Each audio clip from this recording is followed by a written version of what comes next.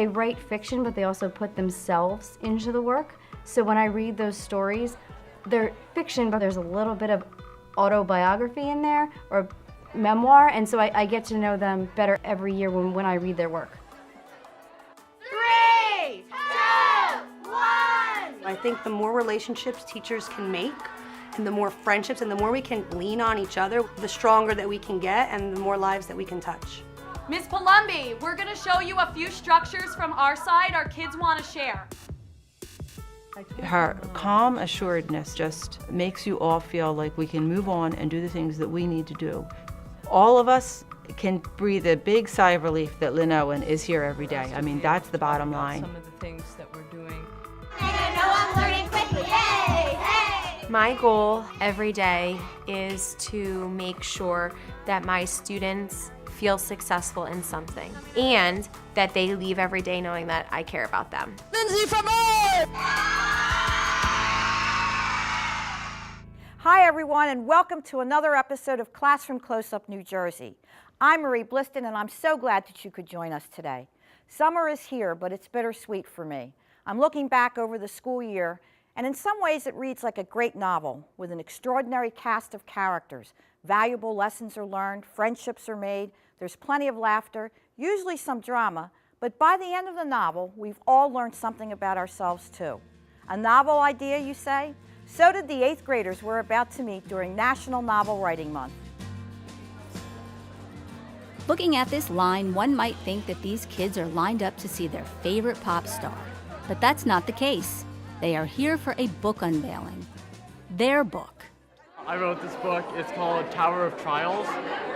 And I had a lot of fun writing it throughout the month of November. The NaNoWriMo project is a novel writing project in the month of November, and you're giving kids unconstrained time in the month of November to sit in front of a computer or in front of a pad of paper and just write. Grammar wasn't a priority, or how well you wrote wasn't a priority. It was just the month of writing. You put all your thoughts down onto the paper. Today is a celebration of their hard work. These students and their parents are seeing their published book for the very first time. This one's my book. It was interesting when they held the book. They were very, very excited and then almost a little nervous. Like they flipped through the pages, like not quite believing that it was theirs. My novel is The Old Man's Garden. It's inspired by Nicholas Sparks' The Best of Me. The title of my book is called A World of Stories, and it's about a girl named Lucy, and she goes on an adventure inside of books. They write fiction, but they also put themselves into the work. So when I read those stories, they're fiction, but there's a little bit of autobiography in there, or memoir, and so I get to know them better every year when I read their work.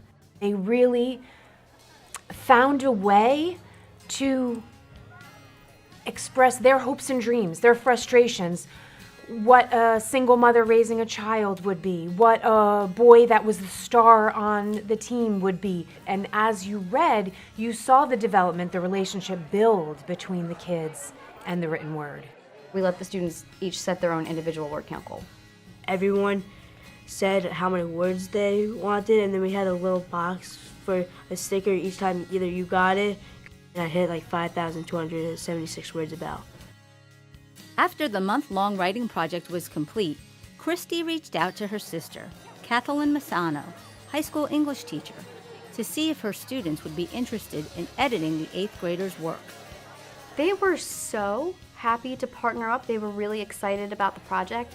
My high school partner, Leon, actually, he did a lot for me. We used Google Docs to create our entire story, and so he would comment on my story.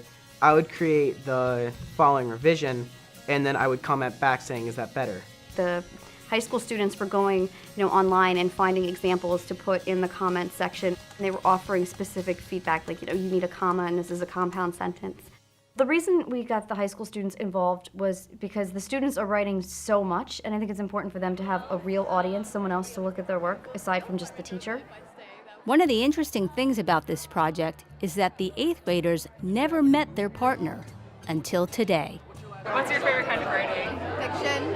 Why? Well, it's more easy to write. It was fun getting to meet the high schoolers because they certainly helped a lot on my story because there were a lot of grammar parts that I didn't understand, and they helped me use different techniques of expressing the information. My high school student was Dyer. He really helped me. Sometimes I would have like a noun or like a verb in the wrong place. He told me where to put that. He's very helpful.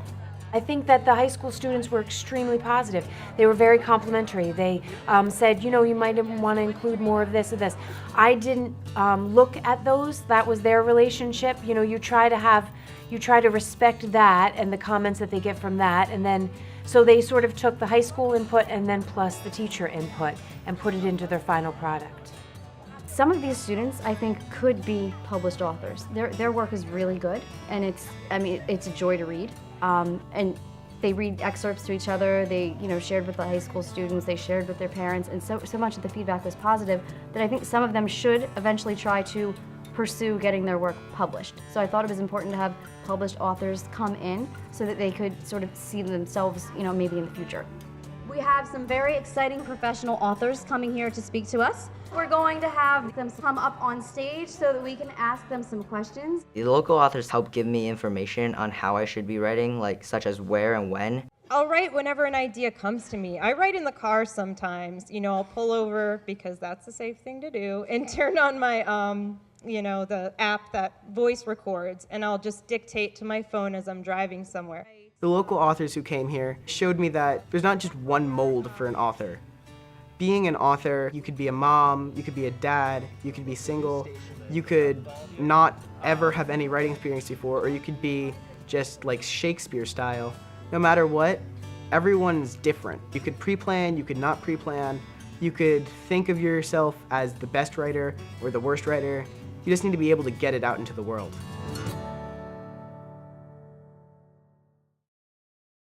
We'll include a link to more information on our website so you can join in and write your novel next November, because everyone has a story and every story matters.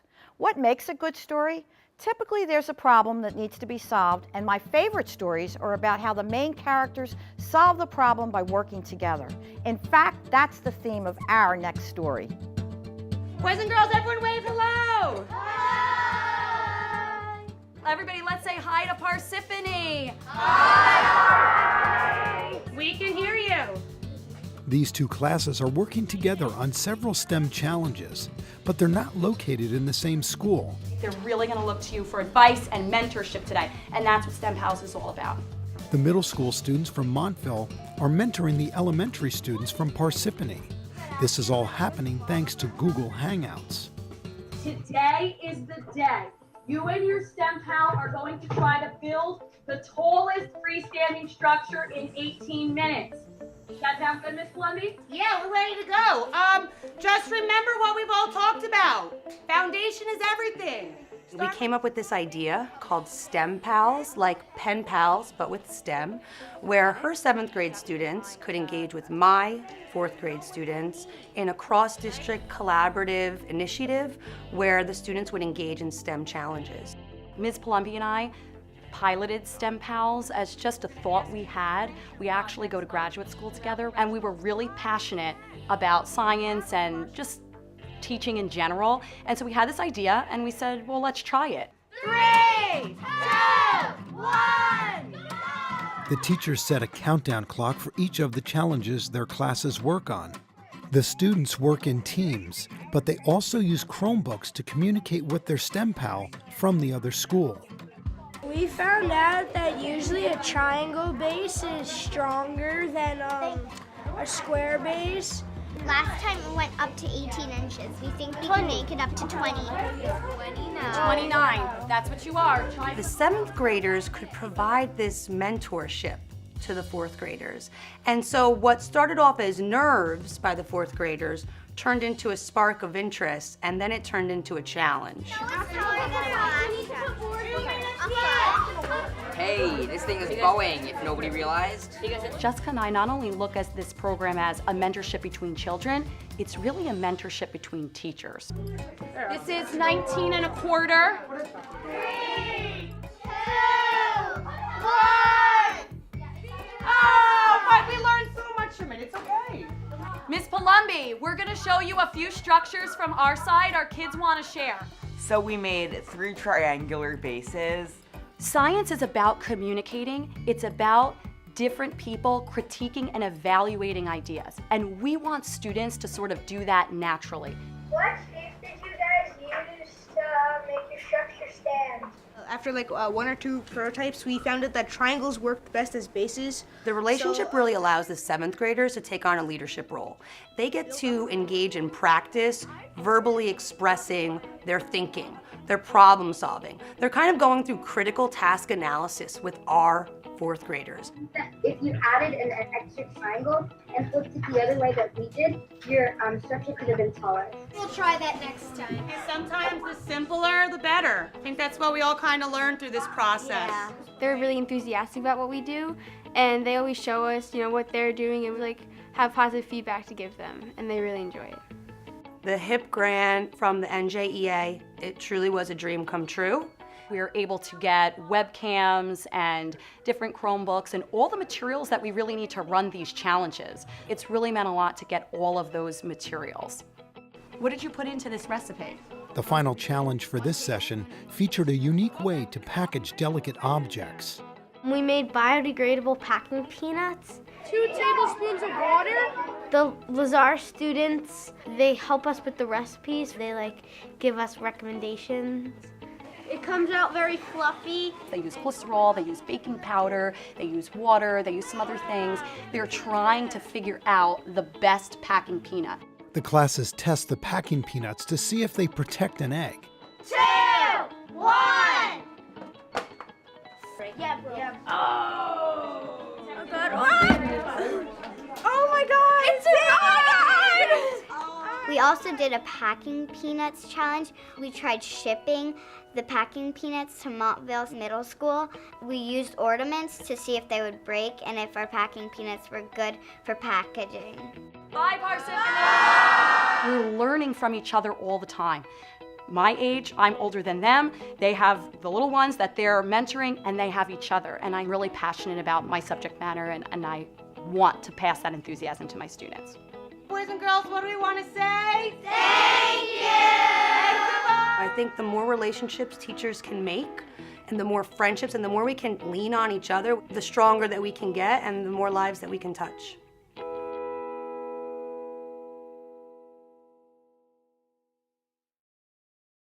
When we come back, the evolving role of the school nurse, right after this. I had one of my cadets graduated several years ago. We went off to become a doctor. And I had got sick, and I was visiting my cardiologist, and I heard a voice call my name, Harvey Craig, Harvey Craig. I heard that voice before. It was my own student. He went on to become a doctor, and he was in there interning with my cardiologist. The best I've ever seen in my life. It just touched me so much. To see this young man who I saw as a freshman, now as a doctor. Good morning, everyone. How are you today? I appreciate your being here. As we have done in the past, we are going to have a health lesson with Samantha, or Sam, and she has a very special story to tell. Sam has diabetes. We were talking about diabetes and teaching different students how important it is. I'm sure that you have a lot of questions for Sam. What does the medicine actually help you with? So the needles and the medicine actually helps me keep my sugar normal. How much did diabetes change your life? Okay, so imagine from now on, it's never gonna be normal again, and you can't go back to anything the way it was, and it has to be all completely different. It's kind of a little bit hard to talk about, but it made me feel good. Stepping into the classroom to help students like Sam feel empowered and safe isn't what most people picture when they think of school nurses. The role of the school nurse has changed dramatically. I've seen it in my career over the past 20 years. We are having so many more students coming in with medical issues, medically fragile, kids who are taking medication at school, kids on the autistic spectrum, and I think the psychosocial is a huge component. There is a lot more anxiety that kids have to go through. So our role is certainly much more visible. What's wrong? I have a headache. You have a headache. When did that start? What most people don't realize is the overarching role and impact that a school nurse has, well beyond just the everyday visits to the school nurse's office. For example, she develops individual health care plans for students. She is a major part of our 504 team in developing 504 plans for medically fragile students. She's a part of our INRS team, where we're discussing other needs of students. And also just, I think she is an overall support for our teachers and students, not just on the medical side, but also as a person that they can trust and talk to, almost as a role of a counselor. I told your mom that she has to tell the doctor. The most wonderful thing is you see a parade of children go through that have everything from a scraped knee to a really significant issue that would require daily medication and monitoring. Things like diabetes or things like genetic disorders or anaphylactic reactions. And it's all in a day's work. All of us can breathe a big sigh of relief that Lynn Owen is here every day. I mean, that's the bottom line. Are there any other issues since you've done an extensive assessment of her that you feel need to be addressed at this point in time? Her fatigue level is the major concern at this point. So maybe we can. When we go in as a child study team to do an evaluation, we look at a variety of areas. We look at speech language development, occupational therapy, physical therapy. But a really important thing is to look at what their medical background is. Things like vision and hearing and nutrition. And the idea that a child can only really learn if they're feeling at their best. We really rely on Lynn to give us that information. Her background and her medical expertise have been so helpful because we do have students with neurological involvement. So if I'm seeing something happening in the classroom and I need to consult with someone, she usually has the background knowledge or knows where to find it. When I'm seeing maybe some possible side effects of a medication and I need to discuss it with someone, she's my resource and she helps me to reach out to families. We had an issue with our intercom, and a few of our rapid response team members didn't even show up to the location because they weren't aware of it. So that was something we addressed immediately, fixed that. The school nurses in Haddon Township work together to share best practices and deliver care throughout the district. There's 5 of us in 7 different buildings, and it can be an isolating job because you're in your office by yourself. You're the only healthcare professional in your building. I feel very fortunate that we support each other. You know, you need that. You know, the teachers have each other to bounce things off, so we have each other. It is so valuable to have the camaraderie of all the nurses because we often reach out to each other for concerns or questions. We talk about any issues we have with a medical condition. There's changes in legislature all the time, medication recalls, anytime there's an issue with that. There are so many changes going on day to day. It is great to have that guidance whenever we need it. Scraped knees and stomach aches will always be part of the job, but Nurse Owen hopes to share a broader vision of school nursing. I would like people to understand the breadth of knowledge and expertise and compassion that goes into the role of a school nurse. If a child's not healthy or they don't feel safe, they can't stay in school. And our mandate is to assure that they are in school and that they are healthy and safe.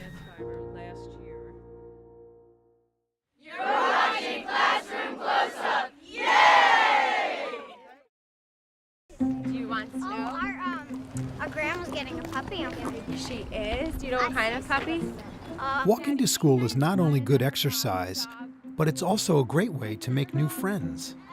Now, you have a dog, right? Yeah. Jacob, you have a dog? You have a dog? Yeah. Okay. And that's exactly why second grade teacher Lindsay Fevert walks to school every Wednesday. Yeah, so what does that teach us? To always what? Try new things. Perfect. Nia, stop. Every Wednesday I start at a point and I pick up students on the way and we walk to school. It's a great way for me to learn about the students. Did you see that girls basketball team won last night? The high school. It's very important to me that my students see me and know who I am as a person, and know that things that they're going through, I go through as well. Lindsay not only greets each student with his or her special handshake, Oh man, yours. but they also start off every day with a little fun. Teacher gets me thinking have fun, and I know I'm learning quickly. Yay! Hey! My goal every day is to make sure that my students feel successful in something and that they leave every day knowing that I care about them. Her approach to teaching and caring about students has earned her many accolades throughout her career, including the 2016-2017 Milken Educator Award. When they announced my name, I was blown away. And the tears just came, and I don't do my job for an award. I don't do my job to be recognized, and it's very hard to swallow this award because in my mind, I'm just doing what I'm supposed to be doing. It's the Oscars of teaching. It just recognizes great, wonderful teachers for what they do, the unsung heroes. Good teachers are created, great teachers are born, and I could see right away that she had the spirit, she had the commitment, she had the passion. Her heart has always been the forefront of how she teaches, and that I saw the day I interviewed her, and I knew that I wanted her to be part of the Vanderveer School. Tell the person what you want to be when you grow up and why. It's so important that we understand why. No matter who she has in her class, they feel loved and they feel safe in her classroom. She makes every kid feel special. Boys and girls, as you know, today is Mila's Player of the Week. First, she's going to share her poster, and then she's going to read the book. Player of the Week is something that's really special to me. I started it my very first year of teaching. I think it's very important for students to feel special and for it to be about them. These are the members of my family, my mom, dad, my sister, Ellie, and my dog, Pink. I think with her biggest thing is she's so invested in the kids, not just in the classroom, outside of the classroom. And the kids can tell that she genuinely cares about them. And I think that's what sets her apart, for sure. Miss Fever changed my life because she made me feel like I can do it all. And it was always nice to know that she was always supporting me. She was there for my middle school graduation, high school graduation, and we just always kept in touch. Lindsay not only keeps in touch with former students, but she's also helped out members of their families. Hi, Simon! Simon and his family have been through so much. They had a child that we would quote unquote would say normal, and then to all of a sudden have these disabilities now and have them for life is very difficult. Simon, what is our favorite song? What song? When he was about 9 years old, we started to notice some issues with vision and some hearing. He just wasn't processing sound. They ordered an MRI to try to find out what was going on. When I had Simon, he was in 3rd grade, and I started noticing some issues with his attention. He needed directions repeated a lot. And when I got my class list, of course, I showed it to Lindsay to see who she knew, what family she knew, and I remember her saying that she loved Simon's family. She had a great relationship with his parents, and she had his older brother. She said the parents are so supportive and loving, just say what you need to say, and that's really how everything got started. Doctors diagnosed Simon with adrenoleukodystrophy, or ALD. Because Lindsay taught Simon's older brother Spencer, she and Kerry decided they wanted to do something to help the family. So during Simon's bone marrow transplant, they flew out to Minnesota, where the family was staying during treatment. Kerry and Lindsay just have such big hearts. You know that they wanted to, and they were already there in spirit, but that wasn't enough. They wanted to be a part of it. Really helped us a lot. All of us, not just Simon. When we were there, we actually got the news that his bone marrow transplant was 100% successful. It was a great thing. What is Darth Vader's wife's name? What is Darth Vader's wife's name? I don't know. Ella Vader. Oh. Simon cannot see to read, so he voice texts me. I'll text him back. He'll send me jokes. I'll respond. He will be in my life forever.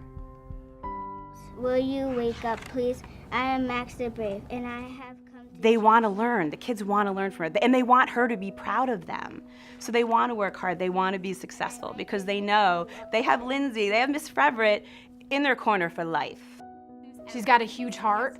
She's got a lot of passion for what she does. She's got a lot of love. She's got a lot of fun in her. And I think that's just what makes her such an amazing educator. My mom says that from the first day of school, I said, when I grow up, I'm going to be a teacher, and that has never changed. Truly, this is my life. This is my everything. I invest my heart, my soul, my everything into children. You know, I'm looking at the future of a child, not necessarily the 183 days that they're with me. I'm investing in their success as adults. That's what we're doing in second grade. We're getting them ready for the future.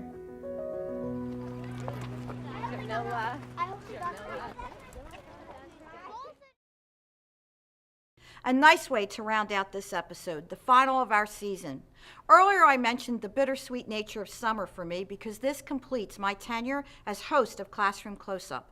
And so it's my pleasure to introduce my friend and colleague, the brilliant Sean Spiller, who will take over hosting duties in the fall. Welcome, Sean. Thanks, Marie. I'm a huge fan of the show, and I've really learned so much watching you over the last 4 years. And I'm excited to be sharing more great stories with our viewers. Well, get ready because you're going to meet amazing students and educators. I can't wait to get started. Well, glad to hear that. No time like the present. Why don't you wrap this one up? Sure. Thanks again, Marie. We invite you to explore our website, classroomcloseup.org, where you can watch this episode again and search our video library. We'll be bringing you encore episodes all summer long, so stay tuned. And join me when we return in the new school year with all new episodes. And I'd like to say thank you to all of our great public school family for all that you do. For Classroom Close-Up New Jersey, I'm Marie Bliston. And I'm Sean Spiller. Have a great summer.